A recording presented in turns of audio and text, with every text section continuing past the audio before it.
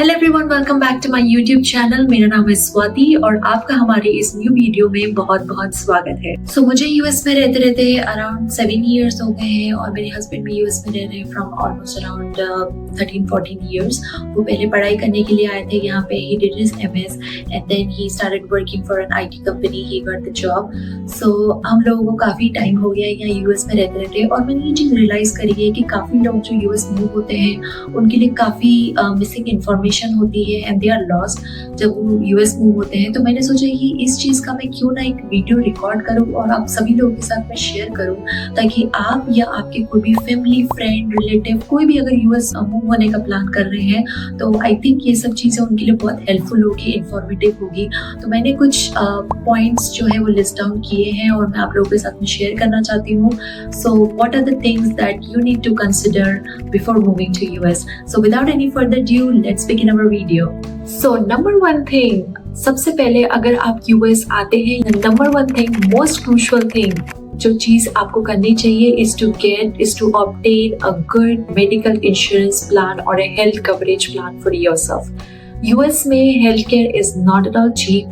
मान लीजिए अगर आप यूएस आते हैं, लैंड होते हैं यूएस में और किसी भी कंडीशन में अगर आपकी हेल्थ खराब हो जाती है, टच वुड आप किसी को कभी कुछ ना हो यूएस आने के बाद, पर मान लीजिए कुछ अनफोर्सीन इवेंट्स होते हैं जिनके चलते अगर आपकी हेल्थ कंडीशन खराब हो जाती है and you go to a hospital, doctor को आप दिखाते हैं and if you don't have a good insurance plan, यहाँ के हॉस्पिटल वाले आपका जो बिल चार्ज करेंगे it's gonna be so expensive that you are going to regret it later कि आपने कोई इंश्योरेंस प्लान क्यों नहीं लिया। So how insurance plan work over here, I think ये चीज इंडिया में भी काफी कॉमन है, बट लाइक अगर आपने कोई मेडिकल इंश्योरेंस प्लान ले रखा है देन आपको हर महीने उसका कुछ प्रीमियम या मंथली पेमेंट करना पड़ता है।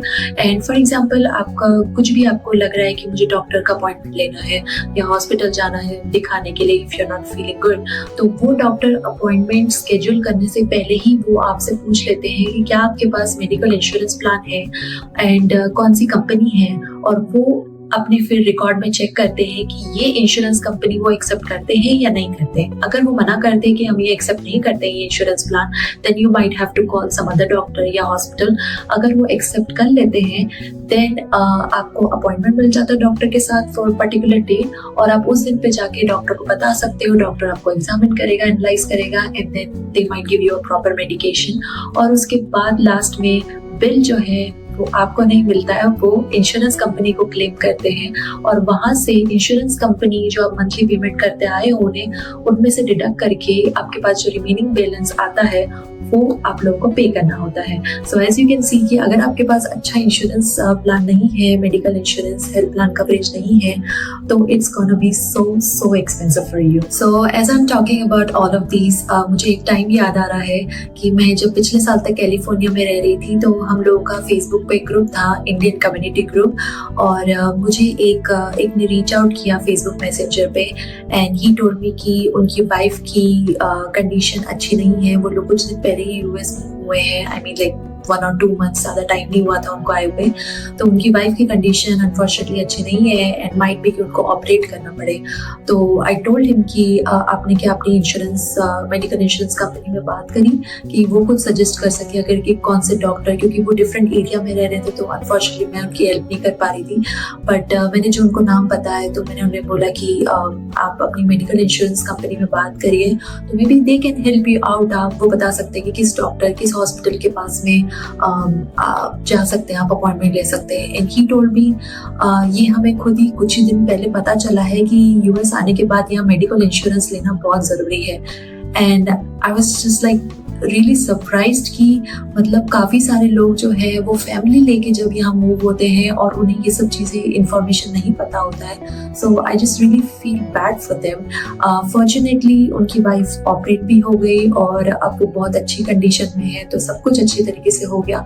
बट अगेन कि ऐसी कंडीशन में मुझे ये फील होता है कि आई विश कि मैं अपने साइड से लोगों को अच्छे से अच्छा एजुकेट कर पाऊँ, ताकि जब यूएस मूव हो तो उन्हें ये सब मिसिंग इन्फॉर्मेशन जो है वो पहले ही रिसीव हो जाए और वो मेंटली प्रिपेयर हो गया है जब वो यूएस आए।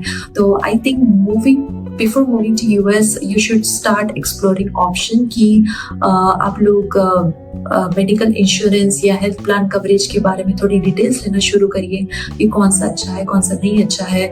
और जो एज ए टूरिस्ट यहाँ पे मूव होते हैं उनके लिए मैं बोलूँगी कि टूरिस्ट का मेडिकल इंश्योरेंस प्लान होता है, उसके बारे में आप रिसर्च कर लीजिए। और अगर आपकी कंपनी आपको यहाँ पर भेज रही है फॉर कुछ बिजनेस के लिए, कुछ वर्क के लिए, तो आप अपने एम्प्लॉयर से भी डायरेक्टली बात कर सकते हैं कि कौन सी मेडिकल इंश्योरेंस कंपनी को स्पॉन्सर कर सकते हैं या कौन सी लेनी चाहिए। तो या तो आप एज अ इंडिपेंडेंटली भी ले सकते हैं इंश्योरेंस प्लान, या फिर आप अपनी कंपनी एम्प्लॉयर के थ्रू भी आप इसे ले सकते हैं। सो नेक्स्ट चीज आती है ड्राइविंग इन यूएसए। यूएस में जो ड्राइविंग होती है वो बहुत ही डिफरेंट होती है as compare to India. So India में जैसे ड्राइवर सीट होती है राइट तरफ और पैसेंजर सीट होती है लेफ्ट, तो यूएस में टोटली अपोजिट होता है। यहाँ पे ड्राइवर सीट होती है लेफ्ट में और पैसेंजर सीट होती है राइट में। और जैसे इंडिया में कोई भी 2 व्हीलर 4 व्हीलर जो है वो लेफ्ट लेन में चलते हैं, तो यूएस में कोई भी कार या 2 व्हीलर जो भी है वो राइट लेन में चलते हैं।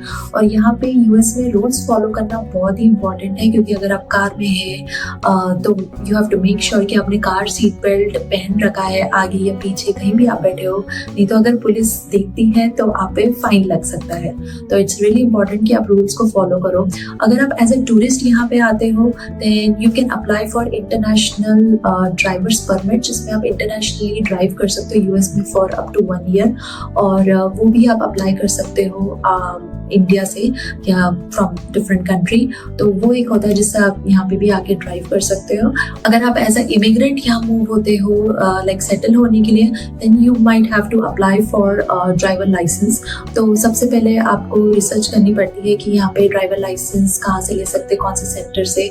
और वही प्रोसीजर होता है जैसे इंडिया में होता है मोस्टली अदर कंट्रीज में। यहाँ पे एक रिटन टेस्ट होता है और बिहाइंड द व्हील टेस्ट होता है।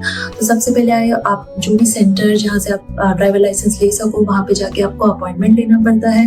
अपॉइंटमेंट लेने के बाद वो आपके कुछ डॉक्यूमेंट्स चेक करते हैं कि प्रूफ ऑफ रेसिडेंसी, कि आप अभी कहाँ पे स्टे कर रहे हैं, किसी के घर पे या फिर अपार्टमेंट में। तो वो एक प्रूफ ऑफ टेम्पररी रेसिडेंसी उनको चाहिए रहती है कि अभी आप यूएस में कहाँ स्टे कर रहे हैं फिलहाल। फिर एक और डॉक्यूमेंट में भी रहता है कि कोई इलेक्ट्रिसिटी बिल या घर का कोई भी बिल अगर आपके नाम पे आ रहा है तो वो भी आप एज अ प्रूफ आप शो कर सकते हो in order to get a driver license. पर आपको पूरी लिस्ट मिल जाती है कि क्या क्या डॉक्यूमेंट्स कंसिडर कर सकते हैं अगर आप ड्राइवर लाइसेंस के लिए अप्लाई कर रहे हैं। तो जब भी आप अपॉइंटमेंट के लिए जाएंगे तो सबसे पहला होगा रिटन टेस्ट। और सेम लाइक इंडिया में जैसा होता है कि आप लोगों को एक बुकलेट दे दी जाती है, उसको अच्छे से रीड करिए, पढ़िए, समझिए और फिर कंप्यूटर स्क्रीन के सामने आपसे बहुत सारे क्वेश्चन वगैरह पूछेंगे और क्वेश्चंस के आंसर करिए आप। एंड वो रिटन टेस्ट पास करने के बाद आपको लर्नर्स परमिट मिल जाता है, जिससे आप ड्राइव तो कर सकते हैं पर आपके साथ कोई 18 या 18+ ईयर्स का एक्सपीरियंस ड्राइवर आपके साथ बैठा होना चाहिए, तभी आप ड्राइव कर सकते हैं।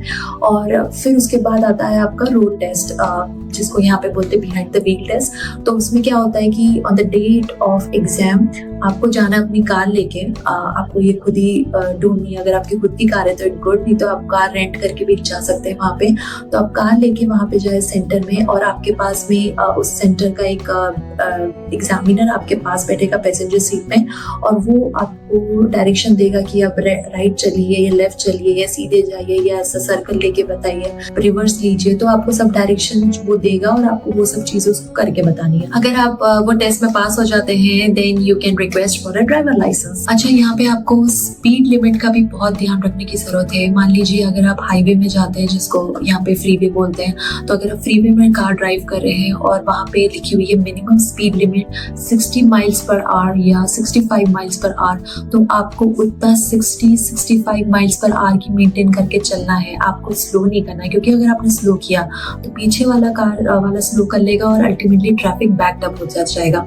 तो आप लोगों को उस स्पीड लिमिट का बहुत रिस्पेक्ट रखनी है और उसको मेंटेन करके रखना है और रूल्स फॉलो करने हैं। मान लीजिए अगर आप लोकल एरिया में घूम रहे हैं और वहाँ पे 40 या 45 माइल्स पर आवर की स्पीड है, तो आपको उतनी मेंटेन करके रखनी है। अगर आप मान लीजिए कोई रेसिडेंशियल एरिया में घूम रहे हैं जहाँ पे बहुत सारे घर हैं, स्कूल्स वगैरह है, पार्क है, बच्चे भी हैं, वहाँ पे मान लीजिए 15 या 20 माइल्स पर आवर है, तो आपको उतनी की मेंटेन करके रखनी है।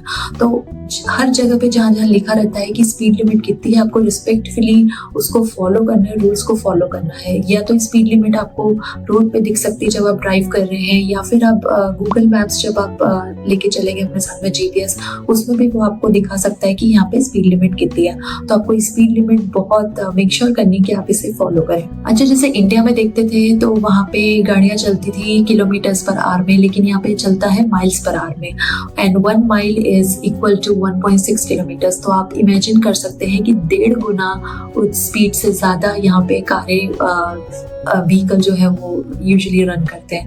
तो यहाँ पे बहुत स्पीड में भी गाड़ियाँ चलती है फ्रीवे में, तो बहुत ही ज़्यादा जहाँ पे आपको स्पीड लिमिट मेंटेन करके चलनी पड़ती है, और यहाँ पे रूल्स फॉलो करना बहुत ही बहुत ज़रूरी है। फिर नेक्स्ट चीज़ आती है कार सीट। अगर आप यूएस मूव हो रहे हैं अपनी फैमिली के साथ में, या अगर आपके छोटे बच्चे हैं 8 साल या 8 साल से कम की एज के, तो आप जब यूएस मूव हुए तो मेक श्योर करिए कि आप यहाँ पे स्टोर में जाइए और कार सीट परचेस करिए।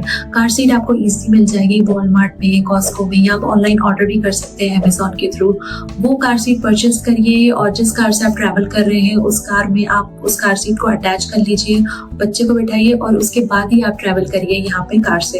क्योंकि जैसे आपने देखा कि यहाँ पे फ्रीवे वगैरह पे गाड़ियाँ कितनी तेज दौड़ती है, तो उसके लिए बच्चों की सेफ्टी के लिए बहुत इंपॉर्टेंट है कि बच्चों को यहाँ पे कार सीट में एक सेपरेट सीट पे उनको बिठाया जाता है, और आपको ये सारे रूल्स फॉलो करने पड़ते हैं बच्चों की सेफ्टी के लिए। तो मेक श्योर कि अगर आप यूएस आए तो यहाँ पे कार सीट परचेस करें अगर आपके छोटे बच्चे हैं तो, और उनको safe and secure car seat में बिठाएं, और प्रॉपर्ली बकल अप करें, सीट बेल्ट बांधे उनकी सेफ्टी के लिए। सो यहाँ पे कार सीट भी अलग अलग टाइप की होती है। मान लीजिए अगर आपका बच्चा 2 साल या 2 साल से कम की एज के हैं, तो उनकी आती है rear facing childs car seat. तो मान लीजिए अगर कार इस तरफ आगे जा रही है तो उनकी ऐसी रियर फेसिंग रहती है, मतलब पीछे की तरफ उनका फेस रहता है। ये सिर्फ 2 साल या उसके अंडर के बच्चों के लिए होती है। अगर आपका बच्चा 2 साल से ऊपर है तो उनके लिए फ्रंट फेसिंग कार सीट होती है। जैसे अगर मान लीजिए कार ऐसी जा रही है तो उनकी कार सीट भी इसी तरफ फेसिंग रहेगी। और अगर बच्चे 6 ईयर 7 ईयर्स के ऊपर हो जाते हैं तो उनके लिए बूस्टर कार सीट आती है, जो एक ही कार सीट रहती है लेकिन उसके अलग अलग स्टेजेस रहते हैं, और वो आप जब उसके बारे में डिस्क्रिप्शन रीड करेंगे तो आप खुद ही समझ जाएंगे कि डिफरेंट टाइप की कार सीट आती है। तो इट रियली डिपेंड्स कि बच्चों की क्या हाइट है, क्या वेट है, और किस एज के हिसाब से कौन सी कार सीट बच्चों के लिए ज्यादा अप्रोप्रिएट रहेगी। फिर नेक्स्ट चीज की बात करते हैं कल्चर डिफरेंसेस। आई थिंक ये सबसे बड़ा कंसर्न है यहाँ पे, क्योंकि जब कोई भी इंडिया से यहाँ पे आता है, जैसे इंडिया में हम लोग क्या देखते हैं कि हमारे घर पे कभी कोई फ्रेंड्स आ गए, फैमिली, रिलेटिव, नेबर, कभी कोई भी आ गया किसी भी टाइम पे, कभी फोन लगा के आया, कभी ऐसे ही आ गए। पर यहाँ पे यूएस आने के बाद क्या होता है कि यहाँ पे एक नेबर दूसरे नेबर से बात तक भी नहीं करेगा, मतलब निकल के उनसे बात कर ले, दोस्ती कर ले, जैसे इंडिया में कोई कभी भी आ जाया करता था। हाँ, पर एक चीज है कि अगर मान लीजिए आप अगर वॉक करके कहीं पे जा रहे हैं और किसी से अगर आई कांटेक्ट हो जाता है तो मैं ये कहूँगी उसको इग्नोर मत करिए। अगर आप किसी से आई कांटेक्ट करते तो यहाँ पे सामने वाला आपको स्माइल करके हाई बोल देगा, या good morning, good afternoon, good evening, whatever आपको विश कर देंगे, या आपसे थोड़ी बहुत पूछ लेंगे how is it day going so far, how are you doing. तो इस तरह का एक छोटी बात कर लीजिए उनसे कि high I am doing good, how about you. इस तरह की चीजें यहाँ पे ये कॉमन है, इसको गुड मैनरिज्म माना जाता है।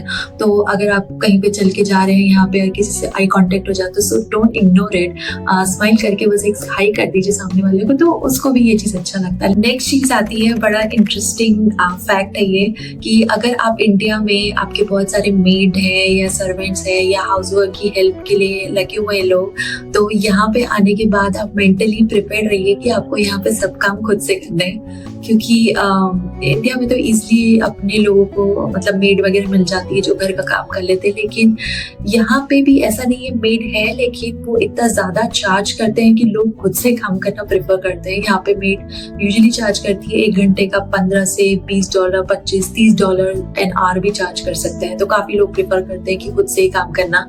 तो अगर आप इंडिया से मूव हो रहे हैं, तो ये चीज़ अपने दिमाग में बना लीजिए कि आपको बहुत सारे काम यहाँ पे खुद से करने पड़ेंगे यहाँ पे। पर ये चीज़ है कि काफ़ी सारी चीज़ें जो करने के आपको फैसिलिटी मिल जाएगी, इक्विपमेंट्स, मशीनें मिल जाएगी आपको करने के लिए। मान लीजिए आपको लॉन्ड्री करना है, कपड़े धोने हैं, तो आपको वॉशिंग मशीन मिल जाएगी, ड्रायर मिल जाएगी घर में ही अटैच।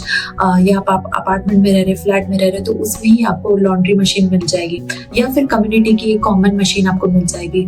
तो लॉन्ड्री आपको मिल जाएगी कपड़े धोने के लिए। अगर आपको बर्तन धोने हैं तो उसके लिए डिश वॉशर आपको मिल जाएगा, जिसमें आप बर्तन डालिए, लोड कर दीजिए और बर्तन अपने आप धुल जाएंगे। अगर आपको अपना लॉन क्लीन करना है तो यहाँ पे लॉन मूवर मिल जाएगा, लीफ ब्लोअर मिल जाएगा। अगर आपको अपने रूम का कारपेट क्लीन करना है, यहाँ के रूम्स में कारपेट भी होता है, तो अगर आपको कारपेट क्लीन करना है तो वैक्यूम क्लीनर मिल जाएगा। तो मतलब कि आपको मशीनें, इक्विपमेंट्स, बहुत सारी चीजें मिल जाएगी, फैसिलिटी। बट ये है कि आपको सब काम खुद से करना है यहाँ पे। तो उस चीज के लिए आप प्रिपेयर करके रखिएगा। यहाँ पे अगर आप आते हैं तो काफी सारी चीजें आपको खुद से करनी पड़ सकती है। So thank you everyone for watching my video. I am happy कि आपने मेरा वीडियो एंड तक देखा। अगर आपको ये वीडियो अच्छा लगा तो प्लीज लाइक करिए इस वीडियो को और चैनल को सब्सक्राइब करिए, और कमेंट सेक्शन में बताइए अगर आपने यूएस कभी विजिट किया है या आप यूएस में रहते हैं, कहाँ पे रहते हैं, कौन से स्टेट में रहते हैं, कौन से सिटी में रहते हैं। Would like to connect. और अगर आप इसी तरह के और इंटरेस्टिंग फैक्ट जानना चाहते हैं यूएस, अमेरिका के बारे में, तो प्लीज मुझे कमेंट सेक्शन में बताइए। चलिए फिर मिलते हैं नेक्स्ट वीडियो में, तब तक के लिए अपना ध्यान रखिए and do not forget to subscribe this channel. Bye bye.